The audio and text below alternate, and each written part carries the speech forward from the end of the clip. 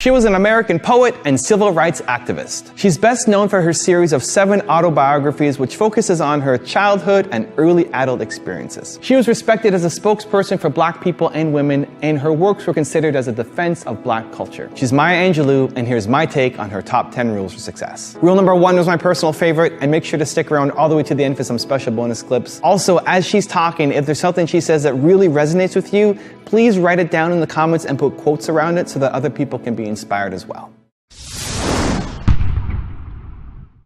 I have a painting by Phoebe of a group that she calls Sister Suki's Funeral. And all the women, there are about 9 women, and they all look like women in my grandmother's prayer meeting group. So whenever I'm obliged to do something, I take that painting and I look at that painting. There's an empty chair. And I think, now, what would Grandma do? What would she say? I can almost hear her voice say, now, sister, you know what's right. Just do right. You don't really have to ask anybody. The truth is, right may not be expedient. It may not be profitable, but it will satisfy your soul. It brings you the kind of protection that bodyguards can't give you. Try to be all you can be, to be the best human being you can be. Try to be that in your church, in your temple. Try to be that in your classroom. Do it because it is right to do. You see, people will know you, and they will add their prayers to your life. They'll wish you well. I think if your name is mentioned and people say, oh, hell, oh, damn, I think you're doing something wrong. But if your name is mentioned and people say, oh, she's so sweet, he's so nice, oh, I love, oh, God bless her. There you are. So try to live your life in a way that you will not regret years of useless virtue and inertia and timidity. Pick up the battle. Take it up. It's yours. This is your life. This is your world. I'll be leaving it long before you under the ordinary set of circumstances. You make your own choices. You can decide life isn't worth living. And that would be the worst thing you can do. How do you know? So far. Try it. See. So pick it up, pick up the battle and make it a better world. Just where you are. Yes, and it can be better, and it must be better, but it is up to us. I mentioned courage, and I would like to say something else about that. Finding courage in the leaders and in you who will become leaders. Courage is the most important of all the virtues, because without courage, you can't practice any other virtue consistently. You see? You can't be consistently kind or fair or humane or generous. Not without courage, because if you don't have it, sooner or later you'll stop and say, the threat is too much, the difficulty is too high, the challenge is too great. You know, I believe that self-love is very important. If you read my work, you know I'm always talking about loving oneself. I never trust anybody who tells me he or she loves me if the person doesn't love herself or himself. There's an African saying which is, be careful when a naked person offers you a shirt. I mean, if he had something, he'd cover himself first, right? So I like to look at self-love. It is very important that it comes from within, that you have a sense of yourself, so that when you walk into an office, you don't go alone. Bring your people with you. Bring everybody who has loved you with you. Say, Grandma, come on, let's go. Great-grandpa, you've been dead all this time. Come on, let's go. I have to go in here and have an interview. Come on, Auntie. Come on, my friends, come, let's go. And when you walk in, people don't know what it is about you. They can't take their eyes off you. You may not be cute in the given sense. You may not be fashion model size in that particular sense. You may not be any of those things, but they can't take their eyes off you. And they say of you in this incredible way, which I don't understand, they say, I don't know, but she has charisma. No, what you have is all those people around you. So think of that. Anytime you have anything to do, bring everybody with you that you can remember who has loved you. And then you have that sense of having been paid for. And when you walk in, people will say, now, I think you're overqualified. If you don't laugh, you will die. You know, you really must laugh. And if every human being in the world would admit it, he or she is the funniest person you've ever met. And the truth is, I mean, some people just rather be a little stodgy and boring and, you know. But the truth is, they themselves know that they're very funny. The sense of humor is in self-defense against those who have pretend not to have any sense of humor, and against the cruelties of life. One must laugh. There's an African-American song, 19th century, which is so great. It says, when it looked like the sun wasn't gonna shine anymore, God put a rainbow in the clouds. Imagine. And I've had so many rainbows in my clouds. I had a lot of clouds. But I have had so many rainbows. And one of the things I do when I step up on a stage, when I stand up to translate, when I go to teach my classes, when I go to direct a movie, I bring everyone who has ever been kind to me with me. Black, white, Asian, Spanish-speaking, Native American, gay, straight, everybody. I say, come with me. I'm going on the stage. Come with me, I need you now. Long dead, you see? So I don't ever feel I have no help. I've had rainbows in my clouds. And the thing to do, it seems to me, is to prepare yourself so that you can be a rainbow in somebody else's cloud. Somebody who may not look like you, may not call God the same name you call God, if they call God at all. You see?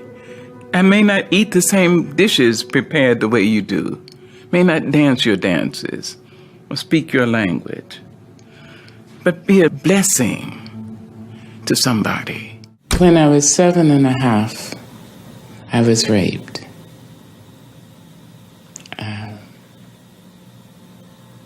I won't say severely raped. All rape is severe.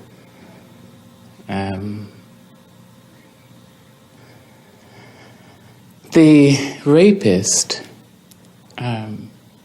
was a person very well known to my family. I was hospitalized. The rapist was let out of jail and was found dead that night, and the police suggested that the rapist had been kicked to death. I was 7.5. I thought that I had caused the man's death because I had spoken his name. That was my 7.5-year-old logic.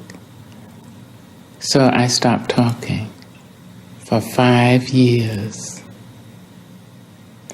Now, to show you again how out of evil there can come good, in those 5 years, I read every book in the black school library.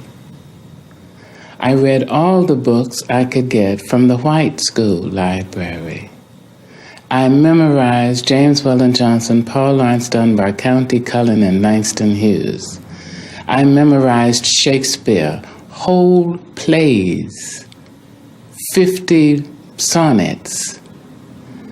I memorized Edgar Allan Poe, all the poetry. Never having heard it, I memorized it. I had Longfellow, I had Guy de Maupassant, I had Balzac, Rudyard Kipling. I mean, it was a Catholic kind of reading and Catholic kind of story. When I decided to speak, I had a lot to say and many ways in which to say what I had to say. I listened to the black minister. I listened to the melody of the preachers. And I could tell when they would start up on that kind of thing, when they know they mean to take our souls straight to heaven, or whether they meant to dash us straight to hell. I understood it. So out of this evil, which was a dire kind of evil, because rape on the body of a young person, more often than not, introduces cynicism.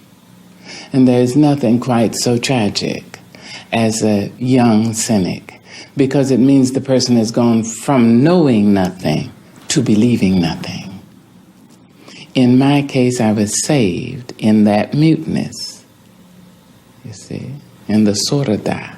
I was saved, and I was able to draw from human thought, human disappointments and triumphs, enough to triumph myself. We don't understand talent. We don't understand electricity. We probably use 1 billion of 1 billionth percentage, a degree so infinitesimal that we couldn't even say how little it is. You can plug into 2 holes in the wall. You can light up a cathedral. You can light up a synagogue. You can light up a temple. Right. You can light up a surgery. Or you can electrocute a person strapped in a chair. Electricity makes no demands. It says, I'm here. That's right. If you are stupid, you will ill-use me. If you're intelligent, you will use me for the furtherance of your kind. Well, I think talent is like that. We don't know what it is. But a painter, maybe he or she is born with the eyesight to see depths, and you understand, to have... Sure. But that's physical. Maybe she is born with the throat that makes her sound like a bird, you know, a coloratura, lyric soprano, baritone. But singing has very little to do with voice. Mm-hmm. It is okay. But if it really was about voice, Ray Charles and Willie Nelson wouldn't be mentioned. That's true. And I just did a story on autism, and it was the people who couldn't write, couldn't express themselves, but sang in pitch. In pitch. And beautifully. And can compute 40 columns of 3 numbers each. Right. How do they do that? That's talent. That's talent. I don't know it. I mean, I thank God I have it. But I think every person born is born with talent. There's a place in you that you must keep inviolate. You must keep it pristine, clean, so that nobody has the right to curse you or treat you badly. Nobody, no mother, father, no wife, no husband, nobody. Because that may be the place you go to when you meet God. You have to have a place that you say, stop it, back up. Not you here. Must not, no. No. Absolutely. And that's one I told you 25 years ago. Yes. Say no when it's no. Yeah. Say so. Back it up. Because that place has to remain clean and clear. And that has to be a place within yourself. Yes, ma'am. Yeah. When you're writing poetry, are you writing to express your experiences, or do you write to inspire other people? No, I write to try to say what I see, what I've seen. And of course, I hope that it's inspirational. When you were writing Phenomenal Woman, did you realize how many millions of women would be inspired by that? No, I don't realize any of that. I just do the best I can. You may write me down in history with your bitter, twisted lies. You may trod me in the very dirt, but still like dust, I'll rise. Does my sassiness upset you? Why are you beset with gloom? Just because I walk as if I have oil wells pumping in my living room. Just like moons and like suns with the certainty of tides, just like hope springing high, still I rise. Did you want to see me broken, bowed head and lowered eyes, shoulders falling down like teardrops, weakened by my soulful cries? Does my sassiness upset you? Don't take it so hard just because I laugh, as if I have gold mines digging in my own backyard. You can shoot me with your words, you can cut me with your lies, you can kill me with your hatefulness, but just like life, I rise. Does my sexiness offend you? Oh. Does it come as a surprise that I dance as if I have diamonds at the meeting of my thighs? Out of the huts of history's shame I rise. Up from a past rooted in pain I rise. A black ocean leaping and wide, welling and swelling and bearing in the tide. Leaving behind nights of terror and fear, I rise. Into a daybreak miraculously clear, I rise. Bringing the gifts that my ancestors gave. I am the hope and the dream of the slave. And so, wow. There I go.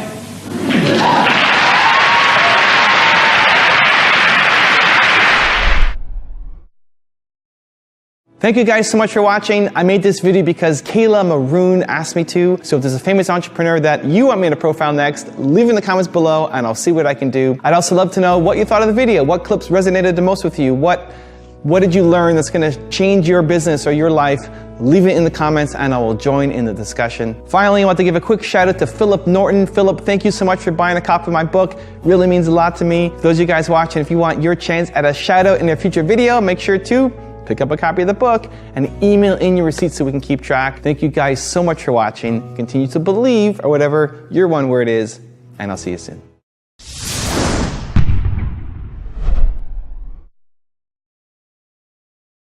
If we've been able to stay alive at all, alive and future thinking, alive and having enough courage to care for each other, enough courage to love, and know that we're probably 1% free.